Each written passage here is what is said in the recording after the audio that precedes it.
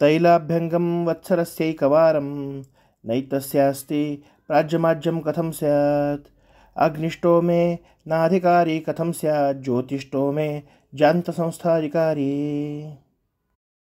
एतस्य या व्यंकटनाथाचे तैलाभ्यंगम म्हणजे तेल लावून अभ्यंगस्नान, वत्सरस्य म्हणजे वर्षाच्या, एकवारम म्हणजे एकदा, नास्ती म्हणजे होत नसे, प्राज्यम म्हणजे जास्त, बहु, आज्यम म्हणजे तूप, कथम स्यात कसे काय बरे मिळेल, अग्निष्टोमे म्हणजे यज्ञाचा असा प्रकार जो सहज साध्य आहे, जो कोणीही करू शकतो, ज्यामध्ये कमी असे धन लागते. या अग्निष्टोमामध्ये नाधिकारी म्हणजे अधिकार नसलेला म्हणजेच करू शकत नसलेला. ज्योतिष्टोमे हा यज्ञाचा असा प्रकार आहे की ज्याला विपुल असे धन लागते, अनेक प्रकारची द्रव्ये लागतात. इज्जा म्हणजे यज्ञ, अंतसंस्था म्हणजे शेवटी करावयाचा, त्यात अधिकारी म्हणजे करू शकणारा. कथम स्यात म्हणजे कसे काय करेल. व्यंकटनाथाचार्यांच्या दारिद्र्याचे वर्णन नारायणाचार्य करतात.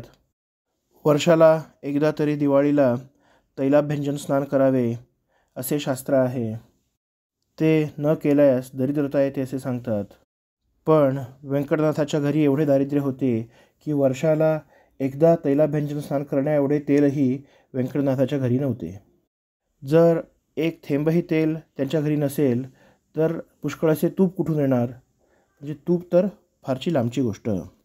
यासाठी नारायणाचार्य एक दृष्टांत देतात की होमामध्ये सुरुवातीला करावयाचा अग्निष्टोम होम आणि नंतर करावयाचा ज्योतिष्टोम होम. अग्निष्टोम होमाला अतिशय कमी साधने लागतात, अतिशय कमी असे द्रव्य लागते, त्यामुळे सर्वसामान्यही अग्निष्टोम होम करू शकतात. पण ज्योतिष्टोम होम करण्यासाठी अनेक साधने लागतात, पुष्कळ असे द्रव्य लागते. जर एखाद्याची अग्निष्टोम होम करण्याची ऐपत नसेल तर तो ज्योतिष्टोम यज्ञ कसा बरे करेल. तसेच व्यंकटनाथाचार्यांचे होते. त्यांच्या घरामध्ये जर तेलाचा थेंबही नसेल तर तूप कुठून बरे येईल. म्हणजेच व्यंकटनाथाचार्यांच्या घरी एवढे दारिद्र्य होते की त्यांच्या घरामध्ये तेलही नव्हते आणि तूपही नव्हते.